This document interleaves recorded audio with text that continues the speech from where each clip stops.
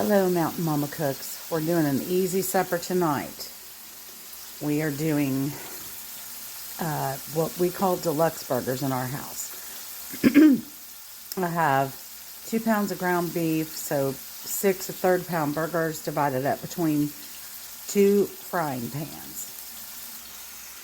To them, you're going to add pepper to taste, very little salt. I'll show you why in a minute, but just a little bit. Garlic powder.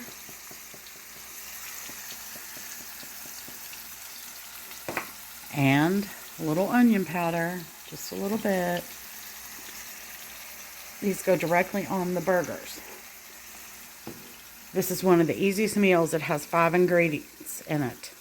So our next step is we're going to add in frozen hash brown potatoes, shredded potatoes. Okay, and I kind of broke those frozen potatoes up before I took them out of the bag. You just put them right over your burgers in your skillet. Next, you're going to do the same thing with frozen onions. If you want to do fresh onions, you go right ahead.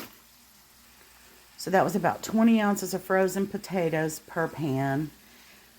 Or excuse me, it was a 30-ounce bag. It was 10 ounces of frozen potatoes per pan.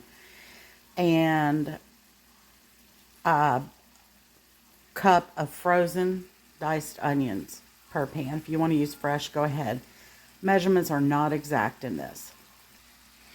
Next, you're going to take an envelope of Lipton recipe soup mix. Do half of it. I use the Beefy one. Half of it on each pan. Just divide it evenly over the top. That's why we didn't put much salt on our burgers. Next, I put a tablespoon of butter on top of each pan. We're going to put a lid on these and cook them over medium-low heat. And we're going to let them cook till the burgers are cooked through. It will take, depending on how thick your burgers are, probably about 20 minutes. That's why you don't want to cook them on high, but we're going to cover them.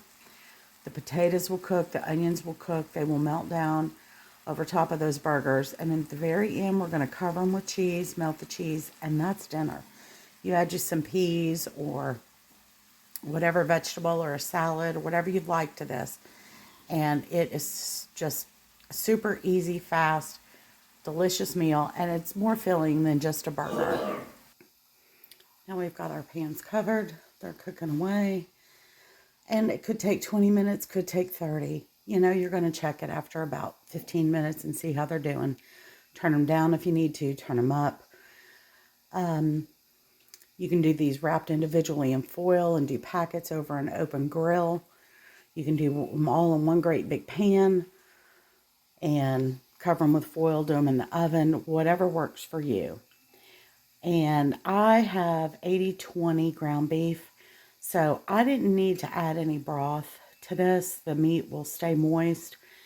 But if you have a lower fat blend, like a 85-15 or a 90-10, you're going to want to add a little bit of beef stock to that pan, not water. Do not add water.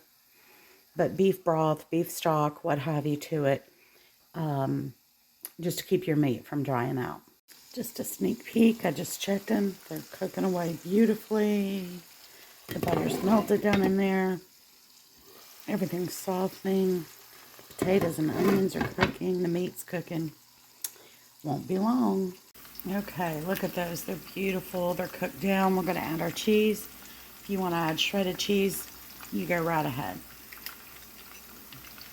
My son likes American cheese. So that's what I do. I turn the heat way down because those burgers are cooked through. And I put the lid back on and I just let that melt. I'm going to do the same thing to this one.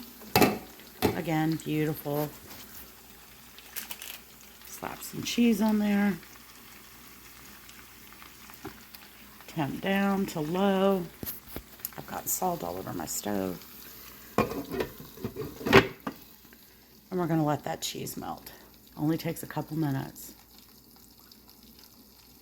Not very long at all. And you know, you can put this on a bun if you want, if you've got really big eaters or what have you.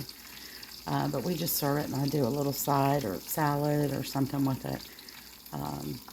We eat a lot of peas because they're my son's favorite. And there you go. Turn it off.